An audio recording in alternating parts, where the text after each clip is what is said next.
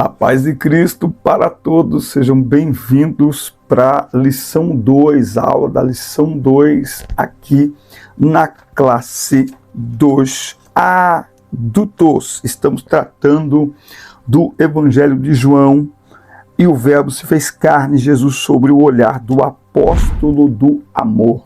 Na primeira aula nós tratamos, inclusive eu dei esta aula lá na minha igreja, o Verbo que se tornou em carne, e agora nós vamos falar sobre o novo nascimento. É possível ser cristão sem ser nascido de novo? Bom, é sobre isso que nós vamos falar. E se uma pessoa está na igreja há muito tempo ou até a vida inteira e morre sem ter experimentado o novo nascimento, a responsabilidade é só dela ou também é de quem estava ensinando para ela? Nós, enquanto professores e pastores e pregadores, devemos nos preocupar com aquilo que estamos pregando, porque só a palavra de Deus é que gera novo nascimento, tá certo? Bom, pega aí sua Bíblia, revista, papel, caneta, bloco de notas, vamos juntos preparar mais uma aula por aqui. Fique atento nos recortes que a gente vai fazendo aqui ao longo da nossa lição. Bom, deixa eu saudá-los, a paz do Senhor para todos. Sou o professor Denis Pereira, presbítero da AD Belém, Campinas, São Paulo. É uma honra e um prazer recebê-los aqui semanalmente para juntos prepararmos a lição da semana. Aqui no nosso canal temos pré-aulas para as classes de pré-adolescentes, adolescentes, juvenis, jovens e adultos. Por isso, se você não estiver inscrito no canal, inscreva-se, ative as notificações, dá like no vídeo e deixe o seu comentário, que é muito importante para nós. Aqui na descrição do vídeo tem todas as minhas redes sociais, tem o meu contato para atender o convite da sua igreja, para estarmos aí ministrando a palavra de Deus. No meu Instagram você encontra, o link está aqui também, diversos vídeos de nossas ministrações. No WhatsApp, que o link está aqui também, temos 6 grupos de adolescentes, de professores interagindo durante a semana.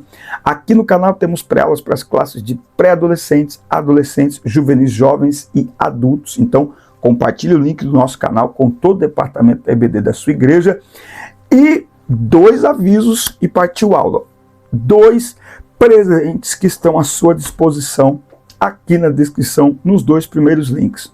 O primeiro presente é o treinamento Transforme Suas Aulas, um treinamento para ajudar você, professor da escola dominical, a melhorar e aprimorar o seu ofício como professor da escola dominical. O outro link, você terá acesso a 2 livros de minha autoria, um sobre relacionamentos e outro sobre propósito. É uma forma de você ajudar o canal e o nosso ministério. Estes 2 presentes estão à sua disposição, inclusive os livros, você pode adquiri-los e depois compartilhar com toda a juventude da sua igreja. E ore por nós, estamos aí caminhando para lançarmos o 3º livro, o 4º escrito, mas fazer o 3º lançamento e depois a gente faz o outro, eu conto com vocês. Bom, vamos lá. Jesus respondeu e disse-lhe: na verdade te digo, que aquele que não nascer de novo não pode ver o reino de Deus. Então, primeira coisa que nós vamos aqui já notar, tá? Aquele que não nascer de novo não pode ver o reino de Deus, tá? Então, frequentar a igreja é para todos, levantar a mão é para todos, mas o céu é só para quem nasceu de novo. Vamos escrever essa frase? O céu é para quem nasceu de novo. Alguém pode colocar essa frase aí nos comentários? O céu é para quem nasceu de novo, para quem experimentou o novo nascimento. O novo nascimento é o modo bíblico de transformação radical da natureza do pecador, tá? Então, assim, quem reclama da radicalidade do evangelho não entendeu o evangelho. O evangelho é radical, é uma proposta radical.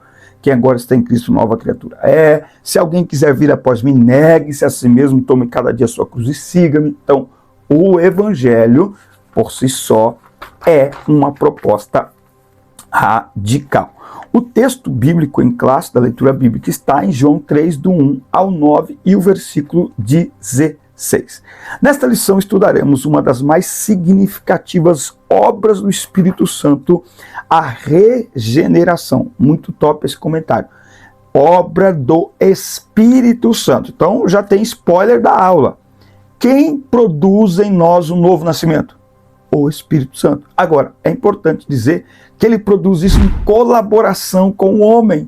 Se o homem não abrir o coração, ou se nós não começarmos a colocar em prática aquilo que aprendemos na palavra de Deus, o Espírito Santo ele é educado.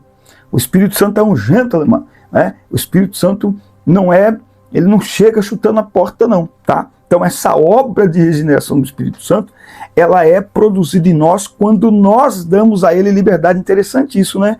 Porque ele é Deus, ele é soberano, sim, mas o trabalhar dele em nós é à medida que damos a ele espaço, sabe? Entra e fique à vontade, tá? Bom, tópico 1, Jesus e Nicodemos. Quem era Nicodemos? Ele era lá uma pessoa muito influente, não é? Depois que Jesus transformou ali a água em vinho, muitos líderes religiosos do Templo de Jerusalém ficaram prestando aí atenção a Jesus. E foi nesse cenário que ele desperta o interesse de Nicodemos, que era um mestre israelita, um sábio judeu de grande prestígio, tanto entre o povo quanto entre a classe ali dos fariseus. E ele procura então Jesus à noite para questioná-lo sobre seus ensinamentos. Tá? Quando Nicodemos tem um encontro com Jesus, ele já no encontro que ele tem com Jesus, ele chama Jesus de mestre, o que não era muito usual entre os fariseus, entre os mestres da época. Jesus não frequentou as escolas que eles frequentaram e tal. Jesus era um mestre completamente diferente deles. E Nicodemos, sendo um mestre, ele vai até Jesus e reconhece a autoridade de Jesus como mestre. Tá? Dá para perceber que não havia nas palavras de Nicodemos, embora ele fizesse parte ali da classe dos mestres, ele fizesse parte ali daqueles que depois iriam apertar Jesus, tentar Jesus, mas Nicodemos ele chega até Jesus e a conversa dele com Jesus mostra um desejo genuíno de compreender o que é que Jesus estava ensinando, não é? O que é que Jesus estava fazendo, até para notar se Jesus era mais uma pessoa influente ou se ele era de fato um enviado de Deus. Havia entre os mestres, claro que muitas dúvidas, muitos questionamentos, até para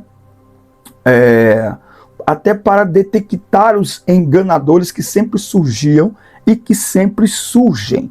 Então era normal que os mestres ficassem, de certa forma, apreensivos quando surgia alguém arrebatando multidões. Né? Agora, é claro que a maioria deles ficaram de longe, a maioria deles não se aproximaram. Nicodemos se aproxima. Né?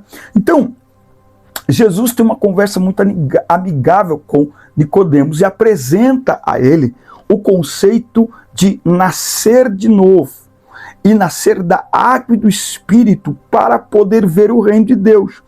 As palavras água e Espírito aparecem frequentemente ao longo do Evangelho de João, transmitindo a ideia de elementos fundamentais para a nossa admissão no reino celestial. Desta forma, a referência à água e ao Espírito recorda-nos a mensagem de João Batista sobre o arrependimento dos pecados e uma nova forma de viver. Veja que Jesus não diz para Nicodemos: "Oh, que legal, você quer me seguir? Entra aí, vem comigo e está tudo certo." Não, Jesus impôs condições para entrar no seu reino. Para fazer parte da multidão, qualquer um pode fazer. Mas para entrar no reino, existem condições. Olha só o que a Bíblia diz em Mateus, capítulo 3, e versículo 10, o 11. "E também agora já está posto o machado à raiz das árvores, pois toda árvore não produzindo fruto bom é cortada e lançada no fogo. E eu realmente vos batizo com água para o arrependimento. Mas aquele que vem depois de mim é mais poderoso do que eu, do qual não sou digno de desatar os cadarços das suas sandálias. E ele vos batizará com o Espírito Santo e com fogo, cuja ajoelha está em sua mão, e limpará minuciosamente a sua eira, recolherá no celeiro o seu trigo, mas queimará a palha no fogo inextinguível. Então, anote aí, o evangelho não é inclusivo. O evangelho é inclusivo no chamado. O evangelho é inclusivo na oferta, porque Deus amou o mundo de tal maneira, inclusão, que deu o seu Filho unigênito, para que todo aquele que nele crê, exclusão, a coisa aperta, certo? Então, todos podem vir, mas só entrarão no reino aqueles que não buscam adaptar o reino ao seu estilo de vida, mas aqueles que procuram adaptar o seu estilo de vida ao reino. Então, para entrar no céu é preciso nascer de novo. Para fazer parte de uma igreja, qualquer um pode fazer. Para fazer parte de uma igreja, qualquer um pode entrar. Para fazer parte de uma igreja, pode ser de qualquer jeito. E aí eu não estou falando só da nossa igreja, né? Tem inúmeras igrejas. Agora, Jesus está dizendo para Nicodemos e para nós que para entrar no céu tem, sabe? Calma, não é bem assim. Tá? Então, para entrar no céu existem condições. Muito bem? Já se inscreveu no canal? Se não se inscreveu ainda, inscreva-se, ative as notificações, dá like no vídeo e deixe o seu comentário, que vale ouro, que é muito importante para nós o seu comentário. Deixe aí o seu comentário, fale para nós de onde você nos assiste, dê sugestão, faça perguntas, interaja com o canal. E lembre-se que tem 2 presentes à sua espera aqui na descrição. Clica no primeiro e no segundo link, eles estão aqui à sua disposição. E o meu contato para atender o convite da sua igreja, do seu departamento, também está aqui na descrição. Bora! O novo nascimento, a obra de regeneração. A palavra regeneração tem origem no termo grego paligenesia, que significa literalmente voltar a ser gerado novamente. Assim, a regeneração é um conceito utilizado na teologia, especialmente na soteriologia, doutrina da salvação, para descrever o ato divino de transformação interior do pecador. A expressão novo nascimento está vinculada à doutrina bíblica da regeneração, referindo-se a uma mudança realizada pela graça quando o pecador, que possui uma natureza carnal, corrompida e caída em pecado, passa a ter uma nova natureza, agora purificada e espiritualmente restaurada. Que coisa linda! Olha só, anote aí estes textos que eu vou falando aqui, que são muito importantes, tá? Efésios 4, do 17 até Efésios 5, do 1 ao 22. Leia inteiro. Efésios 4, do versículo 17 até o 32, e depois capítulo 5, do 1 ao 22. É extraordinário.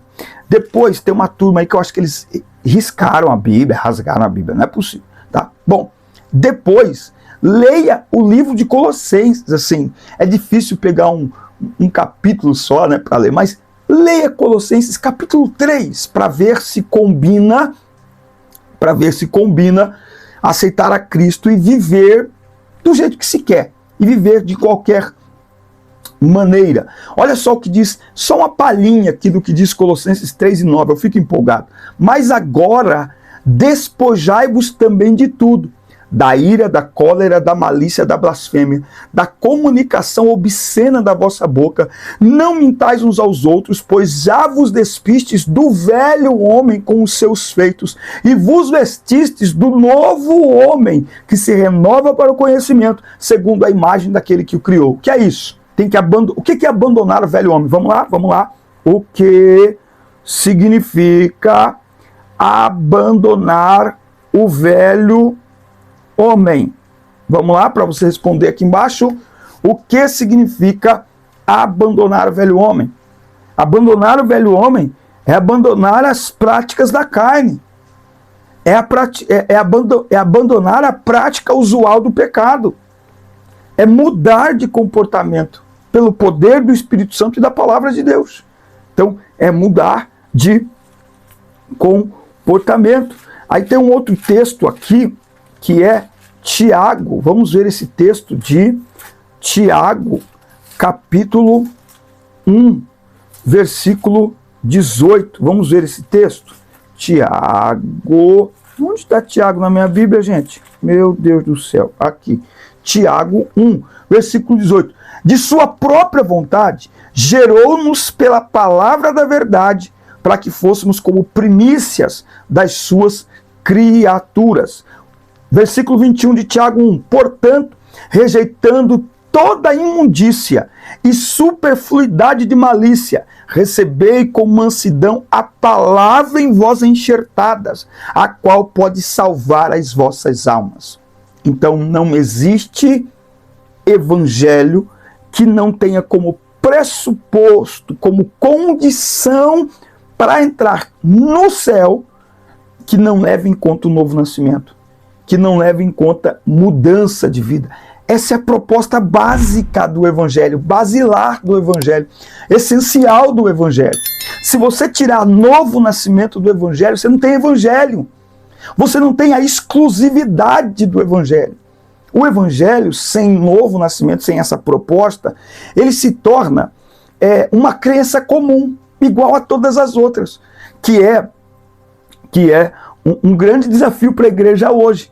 Porque as pessoas, dizendo que todas as religiões devem ser respeitadas, elas querem colocar o evangelho na mesma prateleira de todas as outras religiões. Isso é impossível. Primeiro, porque só o nosso Senhor morreu e ressuscitou. Segundo, porque só o evangelho, ele propõe ruptura com todos os outros deuses, com todas as outras crenças. Lucas 10, 27. Amarás ao Senhor teu Deus com toda a tua força, com toda a tua alma e com todo o teu entendimento. Não tem como fazer isso associado a qualquer outro Deus, associado a qualquer outra crença. Então, é necessário respeitar. E é possível respeitar. É obrigatório respeitar. Mas, ao mesmo tempo, o cristão precisa manter a pureza do evangelho, que significa não fazer aliança. E esse é o grande desafio. Nós não temos que fazer aliança para respeitar. Respeito, mas lá longe. Respeito, mas não participo. Respeito, mas não compactuo. Porque o evangelho, a proposta do evangelho, é crença num único Deus. É serviço a um único Deus. E ponto. Qualquer coisa ensinada contrária a isso, com um viés de respeito, então tem que juntar todo mundo. Cuidado com o ecumenismo gospel, que está em alta nos últimos dias. Cuidado. O crente, a sua fé é um chamado para exclusividade. Quando eu estou ministrando para jovens, eu falo para eles. É como um atleta de um clube. Você nunca vai vê-lo usando a roupa, o escudo de outro clube. Não vai ver.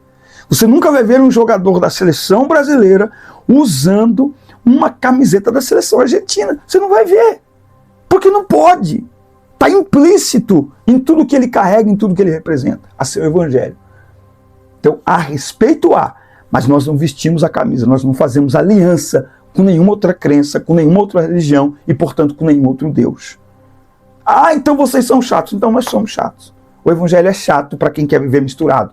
Porque até a proposta de igreja é eclésia, chamados para fora. É separados. Glória! Muito bem. Regeneração é um ato que Deus realiza na vida do pecador, levando-o a uma mudança radical do seu coração e provocando uma transformação profunda da sua vida interior. Esse processo acontece quando o pecador reconhece os seus erros e a necessidade de um Salvador. Olha que interessante isso aqui, ó. Agora, pergunto, como é que o pecador vai reconhecer os seus erros, a gravidade dos seus erros, porque o salário do pecado é a morte, porque todos pecaram, destituídos estão da glória de Deus, se o evangelho não for pregado. Se no lugar de pregarmos o evangelho, a gente pregar qualquer outra coisa. Pensa. Entendeu? Então, no lugar de se pregar o evangelho, só o evangelho deve ser pregado. Mais nada. Só o evangelho deve ser pregado. Porque se você pregar outra coisa, você orienta as pessoas de forma errada. E pior do que uma pessoa estar no mundo, é uma pessoa estar dentro da igreja achando que está ali com a motivação certa, com a direção certa, e ela está com a direção errada. Isso é um perigoso, é um perigo. Então, quem leva o pecador a este reconhecimento é o Espírito Santo, tá? A Bíblia ensina que o ser humano é pecador. Em uma de suas cartas, o apóstolo Paulo destaca a pecaminosidade do ser humano em razão da queda dos nossos primeiros pais. Todos pecaram, tá? Então, todos pecaram. Então, todos são necessitados do perdão de Deus. E, portanto, todos precisam de um Salvador. Isso é o Evangelho. O homem precisa de salvação. E o seu Salvador é Cristo Jesus. Ponto. Essa é a proposta do Evangelho. A proposta do Evangelho não é network para você fazer aliança com pessoas poderosas. A proposta do Evangelho não é, enfim, nada ligado a esta terra. A proposta do Evangelho é sobre o céu, é sobre a eternidade com Deus. Afinal de contas, de que adianta ganhar o mundo todo e perder a sua alma? Então, para que as pessoas sejam conduzidas pelo Espírito Santo a um caminho de arrependimento, de reconhecimento dos seus pecados e a receberem Jesus como Salvador de suas vidas, elas precisam escutar o Evangelho. A pregação precisa ser do Evangelho. E por último, aqui no terceiro tópico, ele vai falar dos meios da obra regeneradora. Ele vai falar da obra do Espírito Santo, a palavra de Deus, a vontade soberana de Deus, tá? Então veja, a regeneração, eu até ontem estava no culto e o nosso pastor ontem, pastor Gerson Tavares, ele foi missionário na Argentina durante muito tempo, vou até gravar um vídeo com ele aqui para o canal. E o pastor Gerson, ele tem um jeito que eu não tinha visto ainda nenhum dos meus pastores fazer, que é, ele pega um texto bíblico e fica pregando naquele texto bíblico diversos cultos de ensino. Então ele começou agora, por exemplo, Gálatas, do capítulo 5, a partir do 22, das obras da carne, fruto do Espírito, 18, 19, né? Enfim, ele começou nas obras da carne e vai terminar no fruto do Espírito. E ele está fazendo uma obra da carne, devagarinho, 25 minutos falando, depois mais 25 minutos falando. E ontem é engraçado que no final, depois dele ministrar, depois da oração, antes da bênção apostólica, ele falou assim: irmãos, não vem falar por aí que é o pastor que está falando isso. Não sou eu, irmãos, é a Bíblia. Não faz teu filho ficar bravo com o pastor. Não sai por aí dizendo, o pastor não deixou isso, não deixou aquilo. Não, irmão, é a Bíblia, não sou eu. Então, irmãos, a obra de novo nascimento, ela é gerada pelo Espírito Santo. Quando ela é gerada pelo homem, ela é passageira. Sabe aquele crente que ele se comporta de acordo com o pastor que está na igreja? Então, quando tem um pastor mais radical, ele fica todo radicalzão, todo fechado, sabe? Ele se comporta, né? Aí quando tem um pastor mais liberal, aí ele se solta. Aí ele, irmão, que isso? Né? Então, peraí, o que está acontecendo? Então, nós devemos ser guiados pelo Espírito Santo. A obra é o Espírito Santo. Tito 3:5, ele fala da lavagem, da regeneração e da renovação do Espírito Santo. Veja que ele diz, nascidos do Espírito. A palavra de Deus, que tem um poder regenerador na vida do pecador, sendo de novo gerados, não de semente corruptível, mas da incorruptível, pela palavra de Deus, viva e que permanece para sempre. 1 Pedro 1:23. João 17:17 também, quando ele diz, santifica-os na verdade, a tua palavra é a verdade. Então, o que produz o novo nascimento? E assim, eu tenho aqui uma outra pergunta. O novo nascimento é único? Ou o novo nascimento, ele também é, assim como a santificação, a obra de regeneração no Espírito em nós? Eu acredito, se eu estiver errado, você pode aí me falar para mim, Mas eu acredito que a obra de regeneração, ela é contínua, assim como a obra de santificação. Ela é contínua na nossa vida. Todos os dias nós precisamos fazer morrer o velho homem para que o novo homem apareça, como está lá em Colossenses capítulo 3. Bom, então tem a palavra de Deus, tem o Espírito Santo e tem a vontade soberana de Deus. A palavra de Deus ensina que a intenção divina é que todos os seres humanos alcancem a salvação e cheguem ao conhecimento da verdade. 1 Timóteo 2, versículos 3 e 4. O plano de salvação de Deus revela a sua vontade perfeita, desejando que ninguém seja condenado eternamente, como é mencionado na epístola de 2 Pedro 3 e 9. Não é desejo de Deus que ninguém se perca, gente. Não é desejo de Deus que ninguém se perca.